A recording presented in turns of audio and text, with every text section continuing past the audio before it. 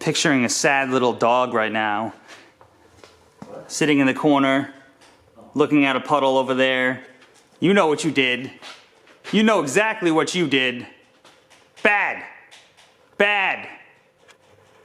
Last night we got this thing cranking right before we left, but it was late and we had to end the day at that. So today is basically just gonna be get that axle seal straightened out, fix a couple of PCV and breather hoses so this thing can actually back out under its own power for the first time in months.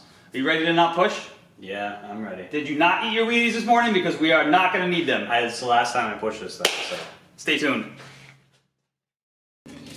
Okay, so we found the culprit of the leak for the gear oil. It looks like an axle seal is leaking. Yep. And what do we notice here? This is nice and shiny. Yeah, so somebody's This obviously one been isn't. in here.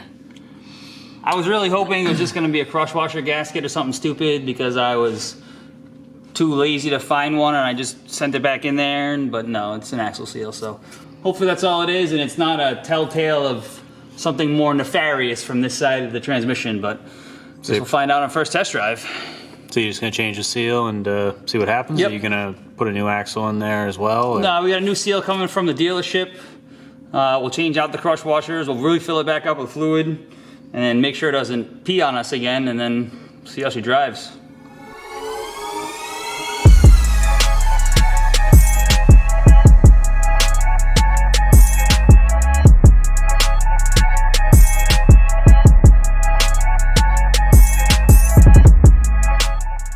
The curse of the STI strikes again. We're underneath here trying to fix this axle seal and realizing that one of these things does not look the same as the other. As you can see, the left side axle that's not leaking is a female axle, meaning there's a little mini stub shaft that comes out of the differential, and you've got that little hole where you gotta drive a pin in there to keep it in place. Coming over to the side that is leaking, we have a completely different axle where it's a male axle that goes into the differential, thus being a different seal and also a mismatch which could possibly lead to a vibration. So now the situation is get the right seal for a male axle, remove this stub, get a seal for a male axle on this side, and then buy another male axle. Or option B, get a new stub shaft, install it into this side, probably replace the seal, which we already have anyway, and then find a new female axle for this side. Stay tuned to figure out which way we went. Plot thickens. It was a split year, so it depends on what the production date is on the car to determine what axle is actually supposed to be in the car from the factory, determining which way we're gonna go. So let's find out.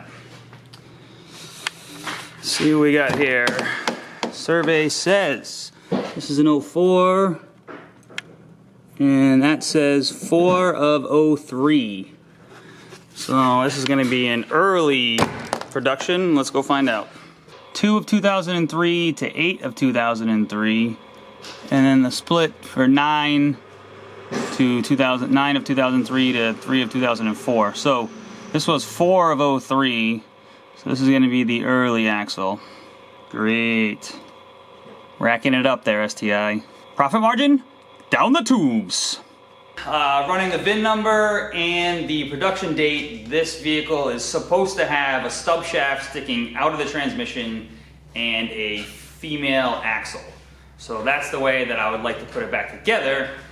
Of course, don't have any access to those parts of the dealership because not many people take apart a transmission or differential on a regular basis, so have to special order the parts.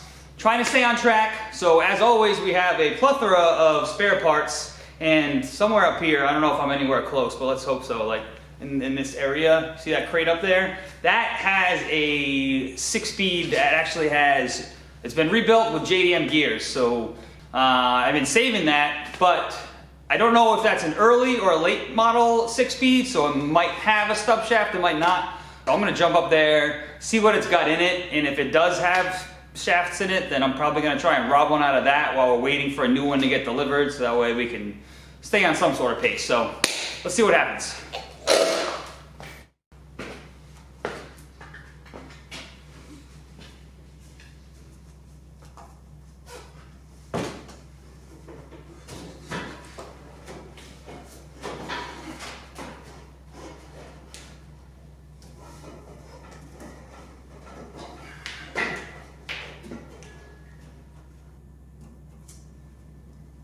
Of course, this is a late model and it does not have stub shafts.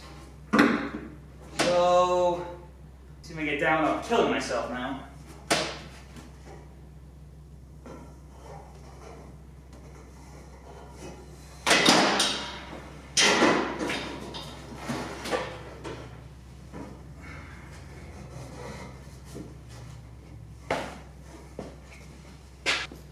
Well, that sucks. My part stash has failed me.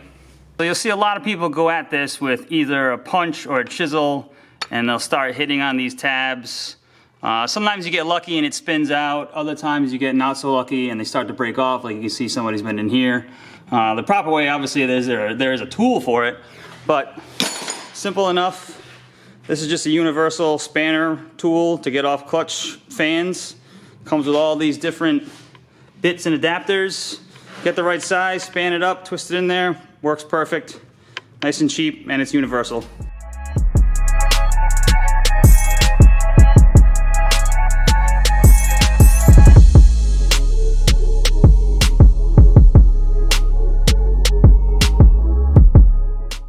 Finally got this seal retainer off. You guys saw me struggling there for a minute, trying multiple different things. It was just seized in there, typical New England salt and corrosion. So besides housing the axle seal and this little outer O-ring, what's very important is this actually sets preload for your differential.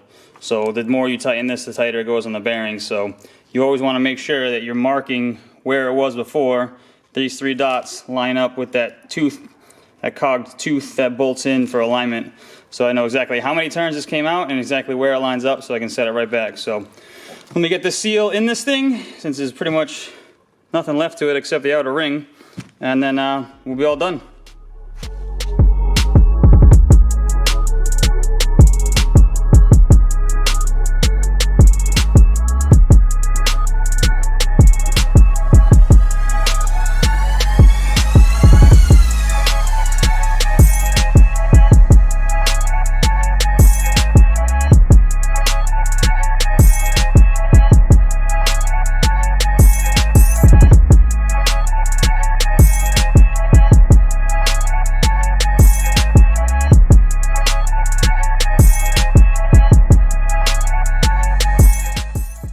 So every once in a while when your bay is empty, like it is right now, and you're in the slowest time of the year, sometimes, you can't really see outside, I should be coming around the building here in a second, sometimes you just gotta work on whatever comes in the door. And this would be one of those instances of whatever comes in the door, because we're pretty much a general repair / custom shop. Aside from the YouTube stuff that we're doing. But what's about to come in the door is not in either of Justin or mine, neither of our wheelhouses. This should be interesting. So I lied. It didn't come around the building. It's dead over here in the corner. This is the surprise vehicle that we're working on to keep the lights on. So, and surprise, surprise. This is why we got a dead battery. Nobody wants to work on a skid steer. Look at so, yeah. Nobody. Yeah, look at, I'll add oil to it, maybe change an air filter. That's about the extent of how much I want to do to this thing.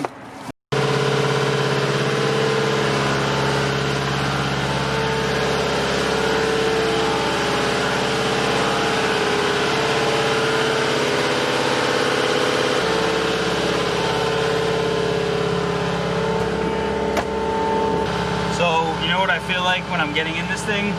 I don't know if you guys have ever watched like a show about going down to see the Titanic, but I feel like I'm in that little like Alvin rover thing with this bubble door that shuts and these little things. I'm waiting for my little arms to reach out and grab stuff. It's kind of what it feels like in here right now. Dom looks so happy working on this heavy equipment. What are we at for temperature? We are at